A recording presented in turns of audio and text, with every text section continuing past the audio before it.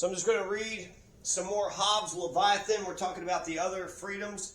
You have a right to self-defense. You have a right to a social contract. And then you have a right to 40 more freedoms on top of that.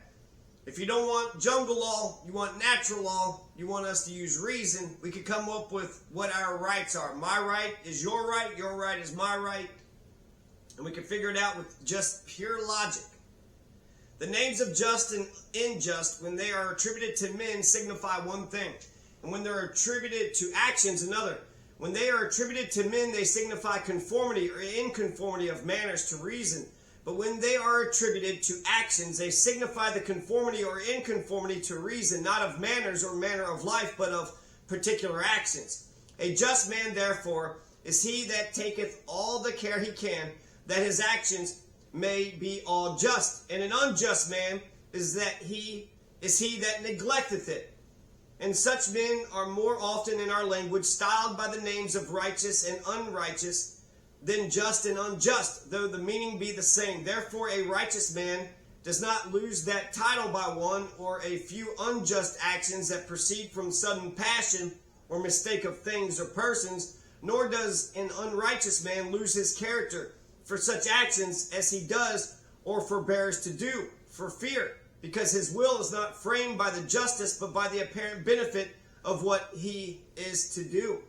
That which gives to humane actions the relish of justice is a certain nobleness or gallantness of courage, rarely found, by which a man scorns to be beholden for the contentment of his life to fraud or breach a promise.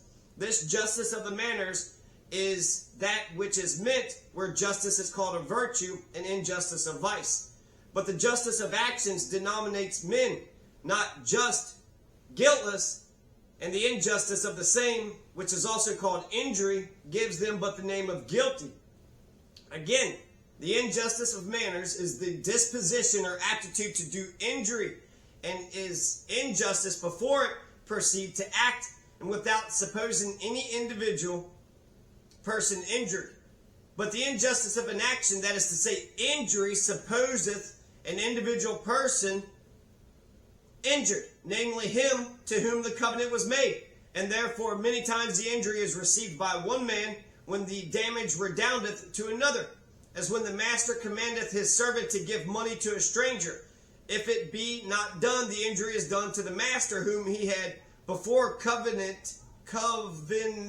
to obey.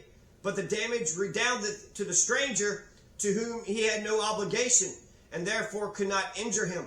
And so also in commonwealths, private men may remit to one another their debts, but not robberies or other violences, whereby they are damaged, because the detaining of debt is an injury to themselves, but robbery and violence are injuries to the person of the commonwealth. Whatsoever is done to a man conformable to his own will, signified to the doer, is no injury to him.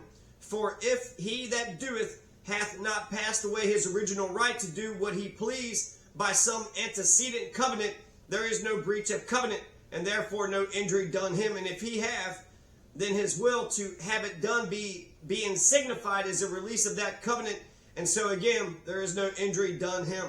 Justice of actions. Justice of actions is by writers divided into commutative and distributive. So you got commutative justice and distributive justice.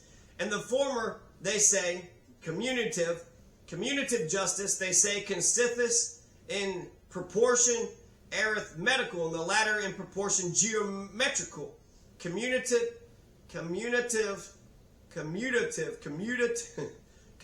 therefore, they place in the equality of value of the things contracted for, and distributive in the distribution of equal benefit to men of equal merit. As if it were injustice to sell dearer than we buy, or to give more to a man than he merits. The value of all things contracted for is measured by the appetite of the contractors, and therefore the just value is that which they be contented to give. And merit, besides that which is by covenant, where the performance on one part meriteth the performance the other part, and falls under justice commutative,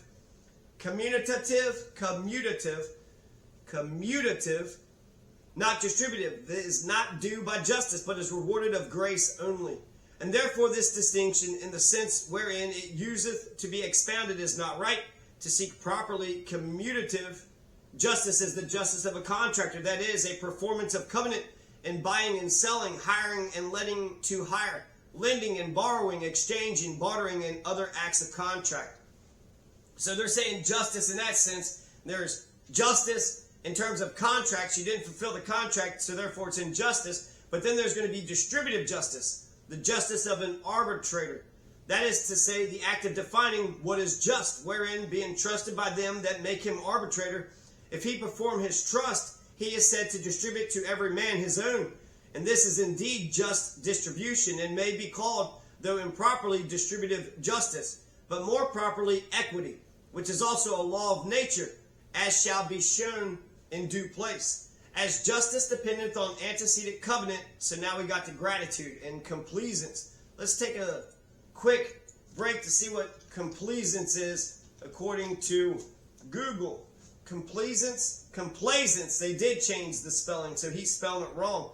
Hobbes does not know how to spell his words at all. Complaisance is a noun which means a tendency to please or comply, or a willingness to be obliging and agreeable. For example, you might describe a puppy as complaisant if she is eager to please and easy to train.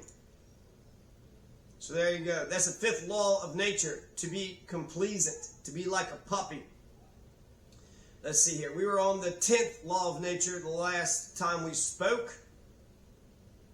So the breach of it is pride. Let's see. That every man acknowledge other for his equal by nature. The 9th law of nature was every man is born equal.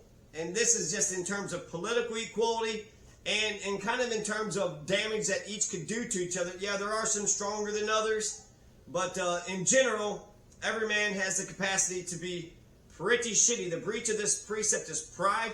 On this law dependeth another, that at the entrance into conditions of peace, no man required to reserve to himself any right, which he is not content should be reserved to every one of the rest. When I think about every man is born equal, I've heard people like just laugh at that. Oh my God, that's so stupid. No, that's so smart. It's actually genius. But why would they think that? Because, I mean, people are different, right? So people are different. But every man is born equal. So you're born a baby. You're born pissing and shitting yourself. Even if you're freaking Einstein, you know, you're no better than the fucking person who's got an IQ of 50. Even if you're going to grow up to be freaking, you know, Hulk Hogan or Arnold Schwarzenegger or Rambo, you know, he was born pissing and shitting himself too. And so when you think about all men being equal in political equality, why would a person who's pissing and shitting on himself when he's born have a right to rule over this baby who's pissing and shitting on themselves? No man has a right to rule over anybody else. In the state of, in jungle law, you have a right to rule over everybody, but if we're trying to have civilization, every man is born equal. And so if we're trying to quell war and have peace, then you have to acknowledge that every man is born equal. Nuh-uh, I could run faster than you. I bet you I could probably run faster than you. And where does this get us? Who gives a shit? We're talking about political equality. So in terms of what I'm saying it for, your disagreement is dumb. Nuh-uh. He's got 3 years and you only got 2. So he can hear a little bit better than me. Who gives a shit, motherfucker? It means he's better than you all the way around. So the 10th law of nature is against arrogance. Are you with me? Are you paying attention?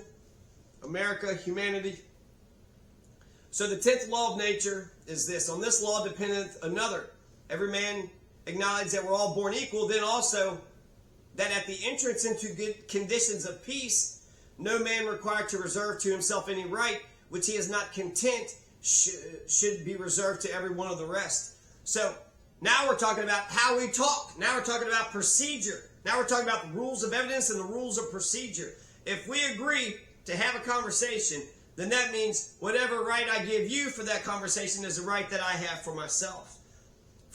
We are talking about political equality. We're also talking about like judicial branch shit, right? So at the entrance into conditions of peace, no man required to reserve to himself any right, which he is not content should be reserved to every one of the rest. As it is necessary for all men that seek peace, to lay down certain rights of nature, that is to say, not to have liberty to do all they list, so is it necessary for man's life to retain some as right to govern their own bodies, enjoy air, water, motion, ways to go from place to place, transportation, all things else without which a man cannot live or not live well. This almost makes Hobbes a damn socialist. He's saying we have a right to life, and since we have a right to life, then that means we have a right to govern our own bodies, enjoy air and water and motion, so locomotion, be able to move, ways to go from place to place. So transportation or a roadway. I guess at the very least it's just a roadway. So a path to go to the store or a path to go to the market or the post office.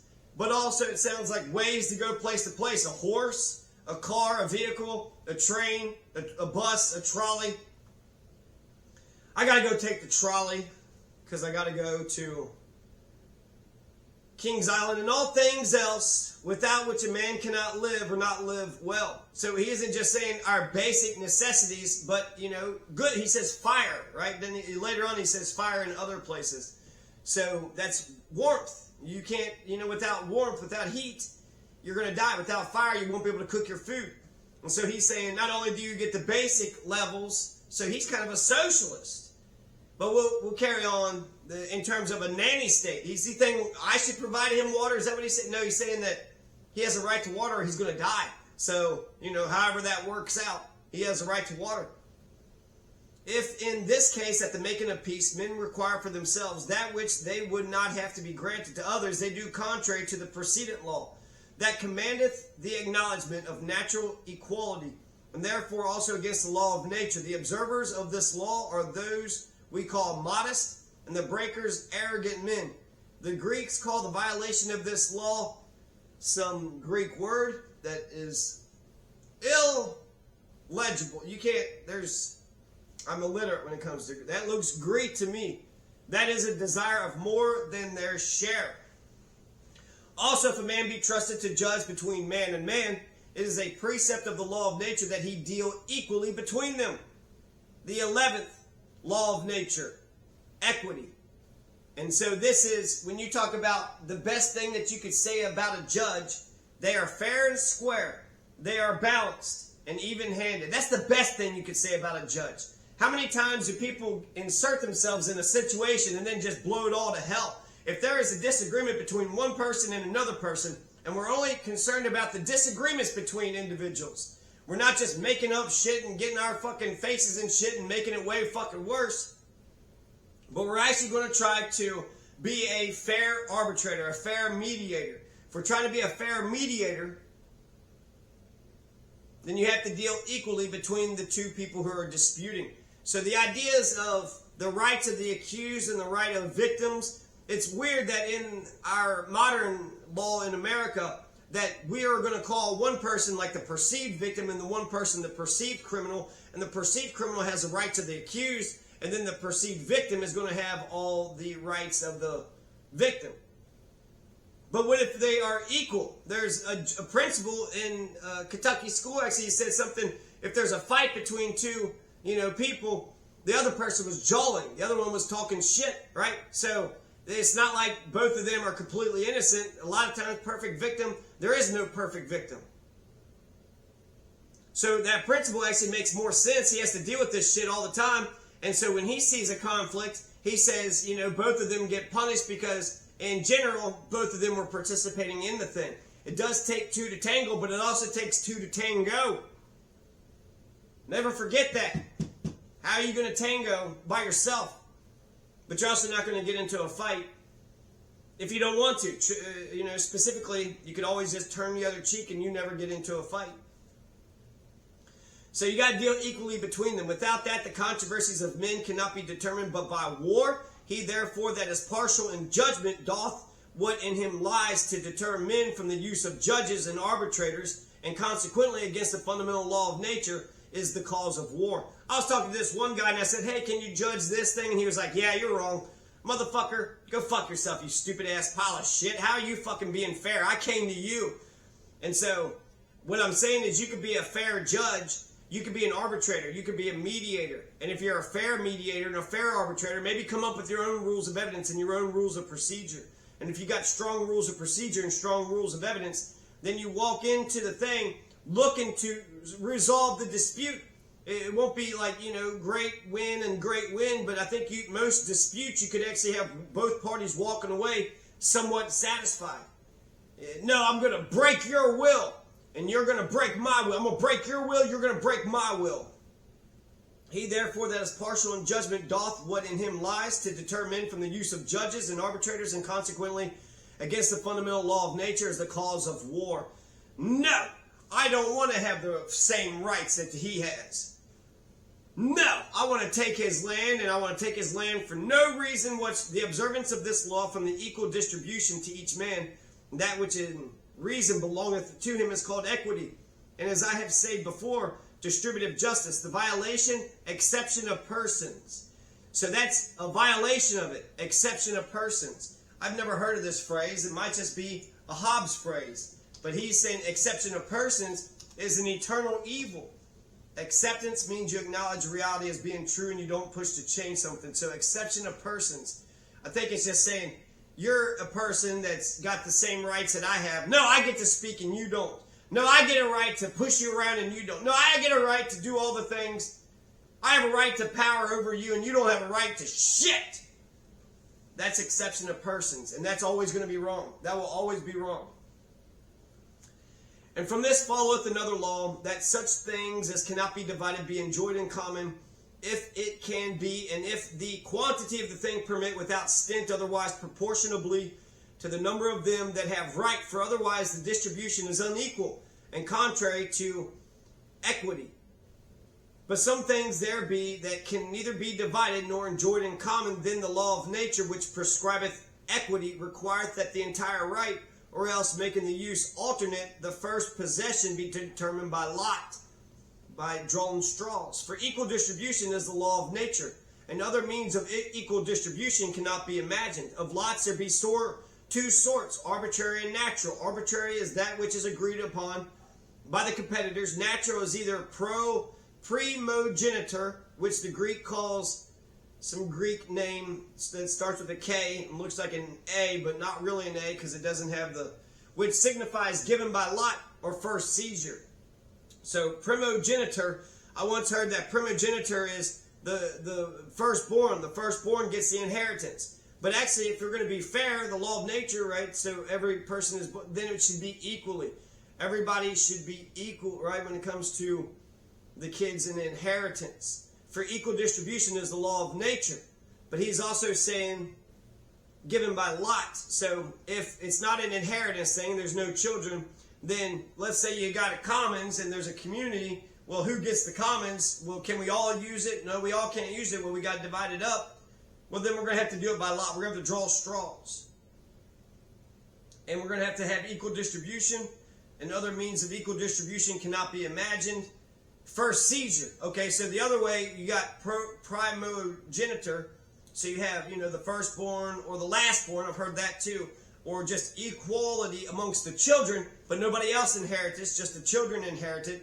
Or first seizure. So when you have a right to conquest or right by conquest, I'm the first person on this land. I'm the first person to say this tree is mine. So that's mine. So these are just the different ways that people can claim property, either with straws or by inheritance because of their bloodlines, or they're the first one to take it. Adverse possession laws are like that. And therefore those things which cannot be enjoyed in common nor divided ought to be adjudged to the first possessor, and in some cases to the firstborn, as acquired by lot.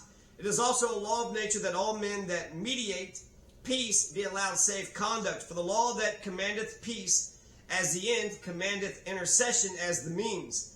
And to intercession the means is safe conduct. And because though men be never so willing to observe these laws, there may nevertheless arise questions concerning a man's action. First, whether it were done or not done. Secondly, if done, whether against the law or not against the law. The former whereof is called a question of fact, the later a question of right. Therefore, unless the parties to the question covenant mutually to stand to the sentence of another, they are as far from peace as ever. This other to whose sentence they submit is called an arbitrator, and therefore it is of the law of nature that they that are at controversy submit their right to the judgment of an arbitrator. So a lot of times people go shopping for judges, and I think that's a brilliant thing. Just if you have, 5 people, if they, these are the mediators, they're the arbitrators, they are just good judgment of character, good judgment of deeds, and they will do you right. They will look at the situation and say, person A needs to do this with person B needs to do this with person A.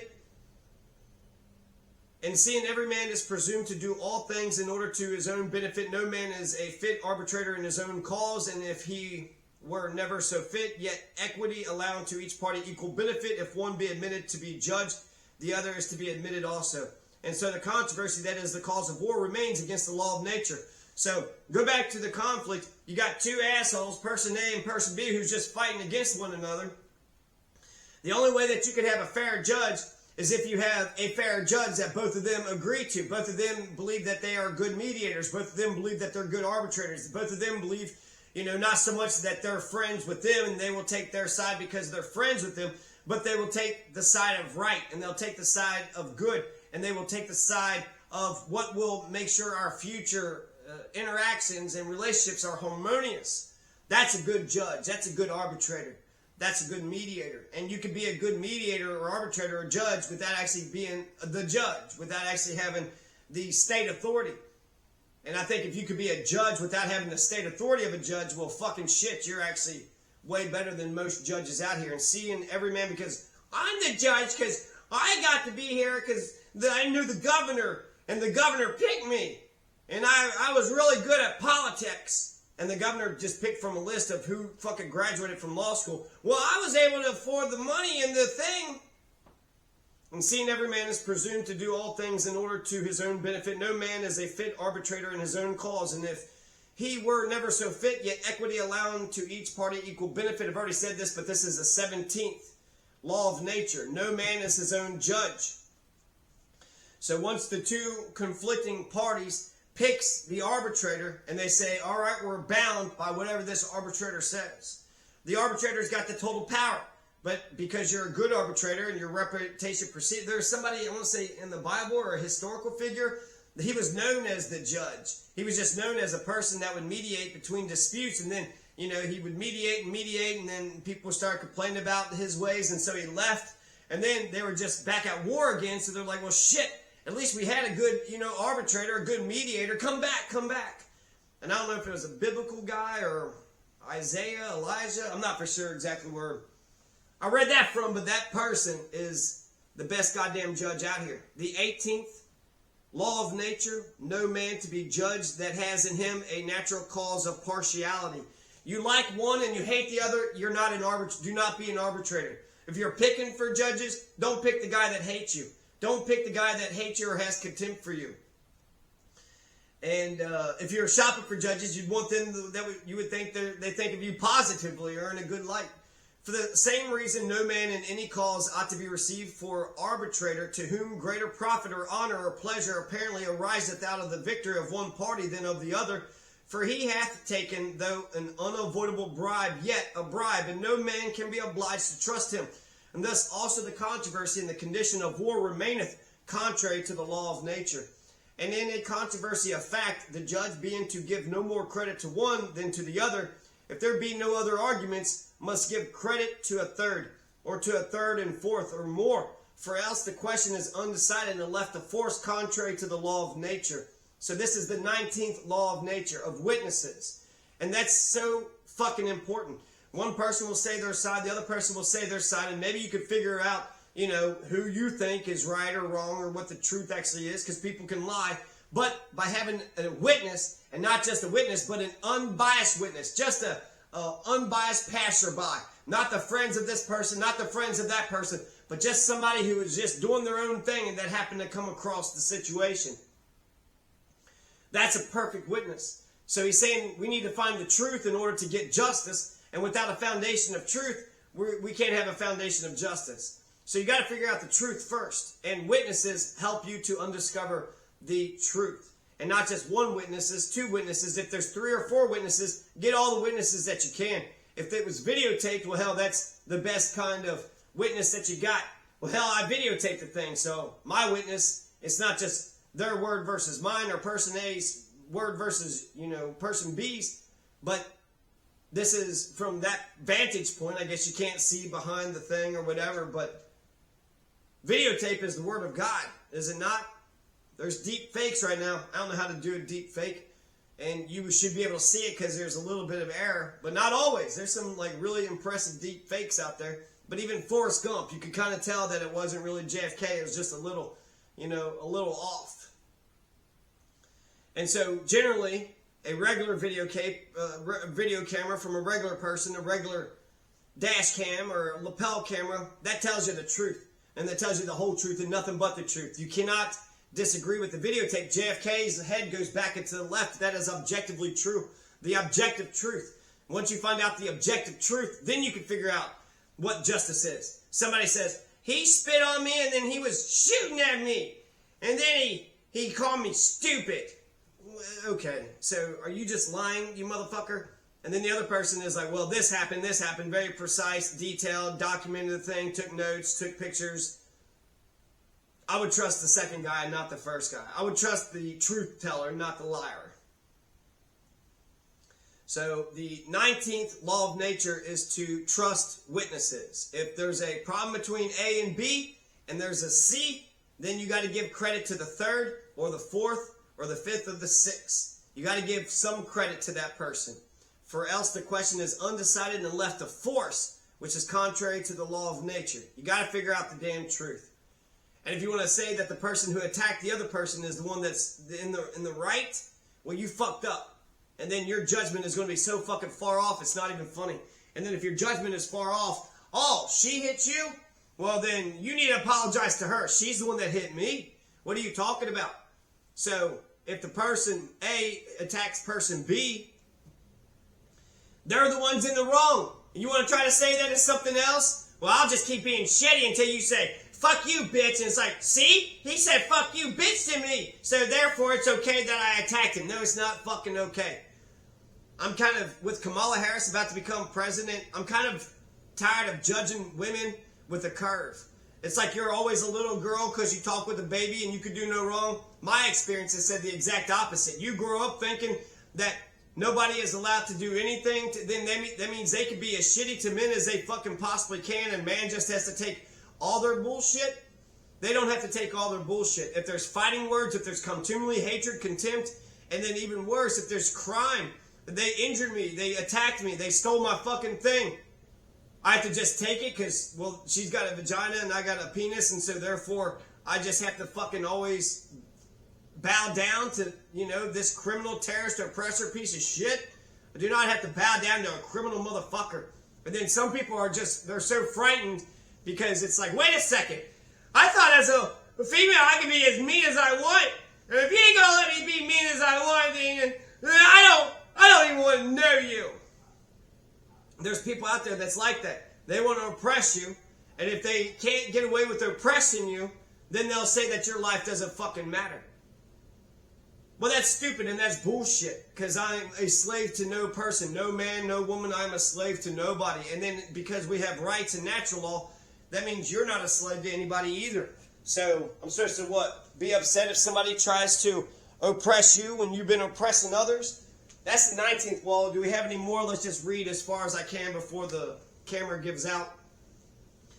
And in controversies of fact, you do the witnesses, third or fourth. These are the laws of nature, dictating peace for a means of the conservation of men in multitudes, and which only concern the doctrine of civil society. There be other things tending to the destruction of particular men, as drunkenness and all other parts of intemperance, which may therefore also be reckoned amongst those things which the law of nature hath forbidden, but are not necessary to be mentioned, nor are pertinent enough to this place. And though this may seem too subtle a deduction of the laws of nature to be taken notice of by all men, whereof the most part are too busy in getting food and the rest too negligent to understand, yet to leave all men unexcusable, they have been contracted into one easy sum, intelligible even to the meanest capacity, and that is, do not that to another which thou wouldest not have done to thyself, which showeth him that he has no more to do in learning the laws of nature, but than weighing the actions of other men with his own.